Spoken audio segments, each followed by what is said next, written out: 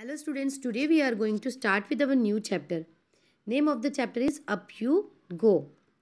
So, these are the pages of a diary of a teacher. एक teacher के diary के pages है ये. So let us start reading with the chapter. 2nd February 1984 mountaineering camp. So ये एक mountaineering camp का उनका experience है जो उन्होंने लिखा है अपनी डायरी में, और उन्हीं के डायरी के कुछ पेजेस है. Nehru institute of mountaineering Uttarkashi. So ये नेहरू इंस्टीट्यूट ऑफ माउंटेनियरिंग कहाँ पे सिचुएटेड है? उत्तरकाशी में, जो है उत्तराखंड में. So we were at mountaineering camp and we were very excited. 20 of us were teachers from Kendriya Vidyalaya. There were other women from banks and other institutions. So हम लोग mountaineering camp में थे और हम लोग बहुत ही ज़्यादा एक्साइटेड थे, हम लोग बहुत ही ज़्यादा उत्साहित थे. 20 में से हम लोग 20 जो है वो टीचर्स थे केंद्रीय विद्यालय के, और उसके अलावा जो औरतें थी वो बैंक में या अलग अलग संस्थानों में काम करती थी. Today was the second day of the camp. In the morning as I got out of bed and put my foot down I screamed in pain. और आज क्या था?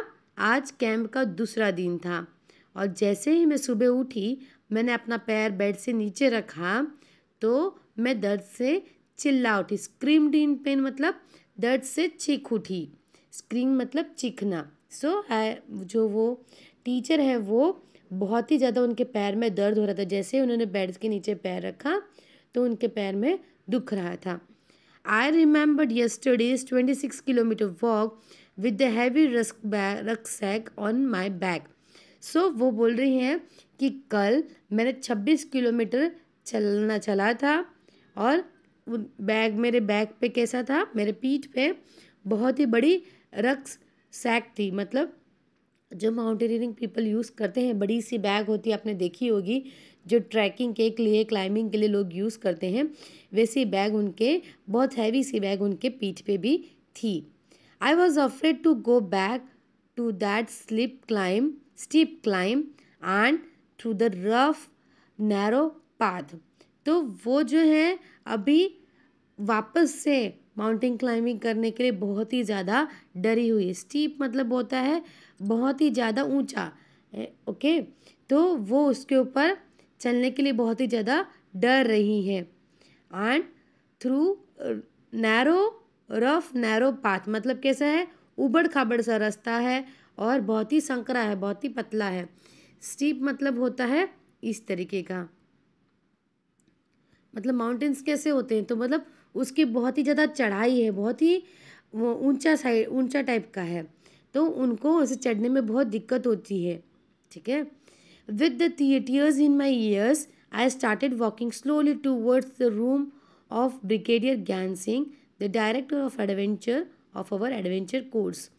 So अपने आंखों में आंसू लिए हुए वो ब्रिगेडियर ज्ञान सिंह के रूम तक पहुंची, जो कौन है? प्रमुख है उनके एडवेंचर कोर्स के. उनका जो एडवेंचर कोर्स उन्होंने लेके रखा है वो यहाँ पे नेहरू इंस्टीट्यूट ऑफ माउंटेनियरिंग में एक कोर्स करने के लिए आई हैं, और जो उनके प्रमुख है उनके पास वो जा रही हैं रोते हुए. क्या कहती हैं? I was thinking of what I would say to excuse myself from the day's track. तो वो कहती हैं, वो सोच रही हैं कि वो ऐसा क्या कहें कि उनको आज के दिन छुट्टी मिल जाए, ट्रैकिंग से छुट्टी मिल जाए. Suddenly I heard this his deep voice from behind. और तुरंत ही उन्हें उनकी ब्रिगेडियर ज्ञान सिंह की आवाज़ सुनाई देती है पीछे से. Madam, what are you doing here at breakfast time? Hurry up, otherwise you will have to trek on an empty stomach. तो वो पूछते हैं, मैडम आप अभी ब्रेकफास्ट के टाइम पे क्या कर रहे हो? नाश्ते के टाइम पे यहाँ पे जल्दी जाओ, नाश्ता कर लो, नहीं तो आपको खाली पेट ही नाश्ते पे जाना पड़ेगा. अब she is saying sir I could not say any more. वो कहने लगी लेकिन वो कुछ कह नहीं पाई. You have came to tell me that you have blisters on your feet that you can not walk, isn't it? So वो कहते हैं ब्रिगेडियर ज्ञान सिंह कि तुम्हारे पैर पे ब्लिस्टर्स हो गए, मतलब छाले फोड़े आ गए हैं तुम्हारे पैर पे, इसलिए तुम चल नहीं सकती. यही बताने के लिए आई थी ना? तो वो कहती हैं, yes sir, that is nothing new, now get ready quickly. तो बोले ये कोई नई बात नहीं है, जाओ जल्दी से जाके रेडी हो जाओ। I hung my head and rushed back to get ready. I had just turned when I heard his voice again. Listen, ma'am, you will lead group number 7. You will have to help any member who has difficulty climbing the mountain. So वो अपना मुंह लटका के, हंग मतलब है लटका के, ठीक है, अपना सर लटकाते हुए पीछे की तरफ जल्दी जल्दी जाने लगी। तो तुरंत ही उनके पीछे से आवाज़ आई। उन्होंने कहा, मैडम सुनिए, आज आप ग्रुप नंबर 7 को लीड करेंगी, उनको आप गाइड करेंगी, ठीक है। और उनके अगर किसी भी चीज़ की ज़रूरत होगी तो आप माउंटेन क्लाइंबिंग में अगर किसी को डिफ़िकल्टी हो रही, किसी को कोई कठिनाई हो रही होगी तो आप ही मदद करेंगी। You have already been told about responsibilities of a group leader in mountains. So आपको पहले से ही बता दिया है कि ग्रुप लीडर की क्या क्या जिम्मेदारियां हैं।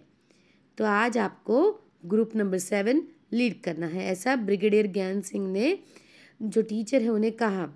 Tell, have you ever seen mountains, have you also climbed a mountain, when and where. So आप ये चीज़ बोल सकते हो कि आपने कहाँ माउंटेन्स देखे हैं, पहाड़ कहाँ देखे हैं, क्या किसी माउंटेन की चढ़ाई भी की है, कब और कहाँ, ये आप चीज़ बता सकते हो। How far have you walked at one time, how far can you walk. So आपने एक बार में कितनी दूरी तय की और आप कितनी दूरी तक तय कर सकते हो, आप सोच सकते हो कि कितनी दूरी आप तय कर सकते हो। Now imagine what do you think about the paths on the mountains, draw picture.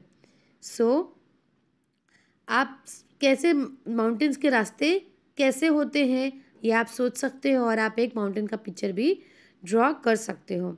Now next thing, a big responsibility मतलब बड़ी जिम्मेदारी। सो ग्रुप लीडर होना बहुत ही बड़ी जिम्मेदारी है, ग्रुप का नेता होना बहुत ही बड़ी जिम्मेदारी है। Let us start. I started thinking about what a group leader must do. तो ग्रुप लीडर को क्या क्या करना चाहिए वो उन्होंने यहाँ पे लिखा है। Help others in carrying bags, दूसरों को बैग उनके उठाने में मदद करनी है, अगर किसी को ज़रूरत हो तो बैग उठाने में मदद करनी है। Let the group go ahead and keep to the last. So group को आगे आगे जाने देना है और हमें खुद लास्ट में रहना है। Help those who can not climb properly, जो अच्छे से चढ़ नहीं पा रहे हैं उनकी मदद करना है। Then find a good place to stop and rest, तो जब स्टॉप हमें अच्छी जगह ढूंढनी है जहां हम रुक सकें और आराम कर सकें।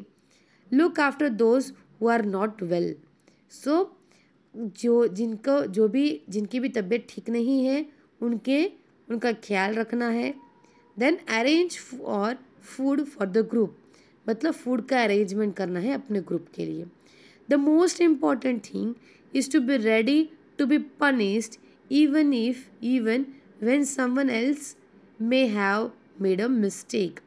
सो सबसे बड़ी और इम्पॉर्टेंट चीज़ क्या है कि पनिशमेंट के लिए, सज़ा के लिए रेडी रहना है।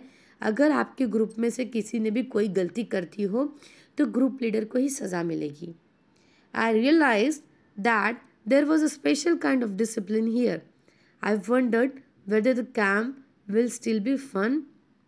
मतलब वो कहती हैं कि यहाँ पे एक अलग ही के तरीके का डिसिप्लिन था, और वो कहती इतना डिसिप्लिन के साथ और लोग इतने थक चुके हैं उसके बाद क्या कैंप में फिर भी मज़ा आएगा।